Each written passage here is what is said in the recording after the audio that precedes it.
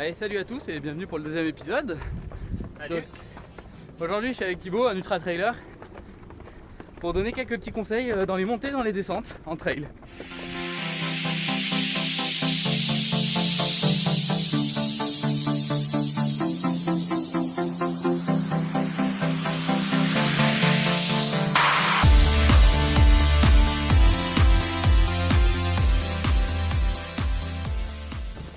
C'est qu'en trail, en montée vous utilisez les mollets la plupart du temps, ou les cuisses si vous courez, et en descente c'est les cuisses qui prennent.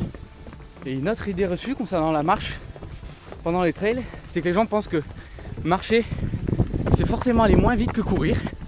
On se rend compte avec un peu de pratique que quand on court dans une grosse côte, on va moins vite que quand on marche. Alors Thibaut, en tant qu'ultra trailer, tu es en train de préparer un 110 km à l'X-Trail de Verviers. Oui. Donc qu'est-ce que tu peux donner comme conseil pour les montées d'abord? Pour les montées, il ne faut pas partir trop vite. Et il faut penser à ne pas rester uniquement sur la pointe des pieds parce que sinon rapidement il y a les mollets qui vont sauter.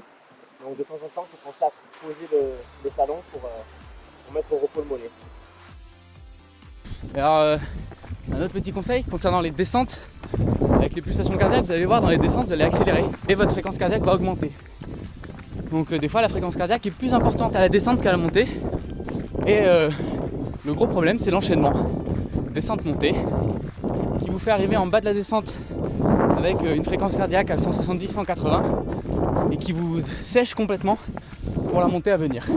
Donc bien étudier le parcours du trail que vous allez faire avant de le faire pour connaître un peu les reliefs, la taille des montées, la taille des descentes.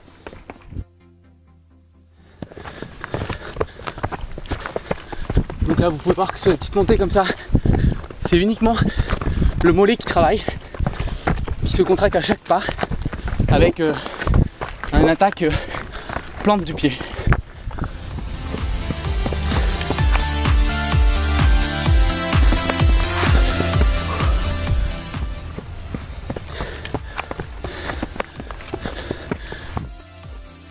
Marcher en trail ça a plusieurs avantages. Déjà ça vous permet de récupérer un petit peu dans les montées. Ensuite ça vous permet de boire sans vous étouffer. Et troisièmement ça vous permet de manger un peu plus facilement qu'en courant. Et il faut s'entraîner à alterner course et marche à pied. Ça fait de gros changements de rythme. Et quand on n'a pas l'habitude on finit rapidement avec un point de côté. Si vous n'utilisez pas de bâton dans les grosses montées, donc pensez à bien vous appuyer sur vos genoux, ça aide vraiment beaucoup. Et ensuite à bien poser le talon pour tirer les mollets pour éviter les crampes. Donc au niveau des descentes très techniques, ça vous demande beaucoup d'énergie parce qu'il va falloir rester ultra attentif à là où est-ce que vous mettez vos pieds. Ensuite les descentes sont plus fatigantes. Donc il faut penser à bien rester vigilant.